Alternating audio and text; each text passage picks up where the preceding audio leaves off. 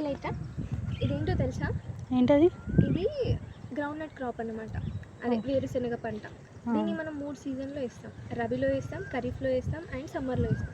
కానీ ఎక్కువ దిగుబడి మాత్రం మనకి రబీ అండ్ సమ్మర్లోనే వస్తుంది. దీనికి ఒక ఎకరానికి మనకి సీడ్ రేట్ అనేది 65 నుంచి 75 kgs ఆఫ్ సీడ్ పడుతుంది. దీంట్లో మెయిన్గా వచ్చే డిసీజ్ ఏంటి అంటే early tikka leaf spot, late tikka leaf spot, తర్వాత Kalahasti malady, dry root rot, stem rot, ఇలా చాలా ఉంటాయి. సో ఒకసారి ఇక్కడ బ్లాక్ కలర్ కనిపిస్తున్నాయి కదా, ఇదేంటంటే లేట్ టిక్కా లీవ్ స్పాట్ అనమాట. ఎర్లీ టిక్కా లీవ్ స్పాట్ ఎట్లా ఉంటుందంటే ఈ బ్లాక్ కలర్ మచ్చలు ఉన్నాయి కదా, దానికి సరౌండింగ్ ఎల్లో హాలో అనేది ఉంటుంది. సో అది ఎర్లీ టిక్కా లీవ్ స్పాట్. అది లేట్ అయితేనేమో ఈ ఎల్లో హాలో అనేది ఉండదు సరౌండింగ్. నెక్స్ట్ ఏంటంటే మనకి దీన్ని ఎలా నివారించుకోవాలంటే ఫస్ట్ ఈ డిసీజెస్ని మనము క్రాప్ రొటేషన్ అనేది ఫాలో కావాలి. తర్వాత డీప్ ప్లోవింగ్ చేయాలి. ఏమైనా ఆల్టర్నేట్ వాలంటీర్ ప్లాంట్స్ ఉంటాయి కదా ఈ గ్రౌండ్ నట్కి, అవి తీసేసేయాలి. తర్వాత రెసిస్టెంట్ వెరైటీస్ని పెంచుకోవాలి. అంటే మనం ఈ late tikka early tikka leaf స్పాట్కి అయితే రెసిస్టెంట్ వెరైటీ వచ్చేసి వేమన. మళ్ళీ తర్వాత సీడ్ ట్రీట్మెంట్ చేసుకోవాలి, అంటే విత్తన శుద్ధి. అది దేంతో చేసుకోవాలంటే తీరం కానీ క్యాప్టన్తో కానీ మనం సీడ్ ట్రీట్మెంట్ చేసుకోవాలి సోయింగ్కి ముందు. మనం మెయిన్గా సీడ్ అనేది ఎలా సో చేస్తామంటే సీడ్ డ్రిల్తోనే సో చేస్తాం. నెక్స్ట్ వచ్చేసి ఏంటంటే మనము రోకి డిస్టెన్స్ మధ్య రబీ క్రాప్ అయితేనేమో 30 cm ఉంటుంది, ప్లాంట్కి అయితేనేమో 10 cm ఉంటుంది. అదే మనం ఖరీఫ్లో వేయాలనుకున్నాం అనుకో, రోకి డిస్టెన్స్ 22.5 ఉంటుంది, 22.5 cm ఉంటుంది. అదే ప్లాంట్కి డిస్టెన్స్కి మధ్య ఎంత ఉంటుంది అంటే 10 cm ఉంటుంది. సో మనం రీసెంట్గా విన్న దాంట్లో అయితే మనకి మెయిన్గా వచ్చింది కాళహస్తి మెలోడీ అని వచ్చింది. అది ఎక్కడ వచ్చిందంటే శ్రీకాళహస్తిలో వచ్చింది, అందుకే దాన్ని కాళహస్తి మెలోడీ అని అన్నాం. దానికి ఎలా నివారించుకోవాలంటే మనం రెసిస్టెంట్ వెరైటీస్ ఉంటాయి.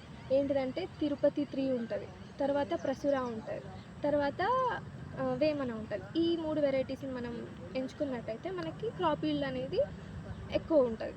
నెక్స్ట్ మనము క్రాప్ రొటేషన్ అనేది ఎలాంటి ప్లాంట్స్తో చేయాలంటే ఇది మనకేంటిది ఆయిల్ సీడ్ క్రాప్ అంటే పల్సెస్ క్రాప్ అనమాట.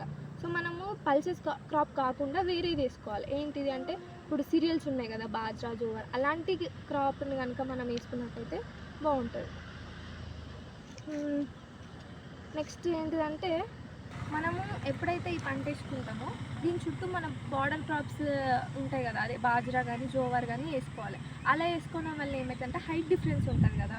సో ఏవైతే ప్లాంట్స్ ఎఫిడ్స్ ఉంటాయో దీని మీద వచ్చేటివి ఫస్ట్ వాటి మీద ఉంటాయి. సో మనం దీనికి అటాక్ చేసేటివి తగ్గించుకోవచ్చు, అంటే బ్యారియర్ క్రాప్స్ లెక్క ఉపయోగపడతాయి.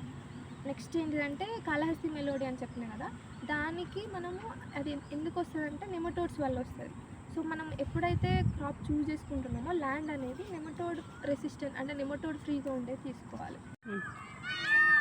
అఖిల, ఈ ఫ్లవర్స్ ఉంటాయి కదా, ఈ ఫ్లవర్స్ అనేటివి పాలినేషన్ అయిపోయిన తర్వాత ఇలా నుంచి ఒక పెగ్గు పోతుంది. ఈ పెగ్స్ అనేటివి ఇవి పెగ్స్ అంటాం.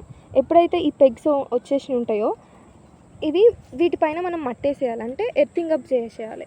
అప్పుడే ఈ పెగ్స్ అనేటివి లోపలికి పోయి మంచిగా పాట్స్ అనేవి డెవలప్ అవుతాయి. సో ఇట్లనే వదిలేసినాం అనుకో ఈ పెగ్స్ అనేటివి బయటనే ఉండిపోతాయి, పాట్స్ అనేటివి ఎక్కువ డెవలప్ కావు. ఇవన్నీ పెగ్స్ అనమాట. ఇప్పుడిప్పుడే ఆ పాట్స్ అనేటివి పెద్దగా అవుతున్నాయి, ఇవి కనిపిస్తున్నాయా ఇవి. సో ఇవి మళ్ళీ దీని కెర్నల్స్ అనేటివి మంచిగా ఎక్కువ స్ట్రాంగ్ ఉండాలి, ఎక్కువ పాడ్ ఫిల్లింగ్ జరగాలి అన్నప్పుడు మనం జిప్సమ్ యాడ్ చేసుకోవాలి. జిప్సమ్ యాడ్ చేయడం వల్ల పాడ్ అనేది స్ట్రెంథనింగ్ ఉంటుంది, పాడ్ అనేది ఫుల్గా పెరుగుతుంది, అంటే పాడ్ మొత్తం ఫిల్ అయి ఉంటుంది. సో ఇవన్నీ పెగ్స్ ఇలా వచ్చినప్పుడు మనం వీటికి మొత్తానికి ఎర్తింగ్ అప్ చేసినాం అనుకో, లోపలికి మొత్తం పోయి ఎక్కువ పాడ్స్ అనేటివి వచ్చేస్తాయి.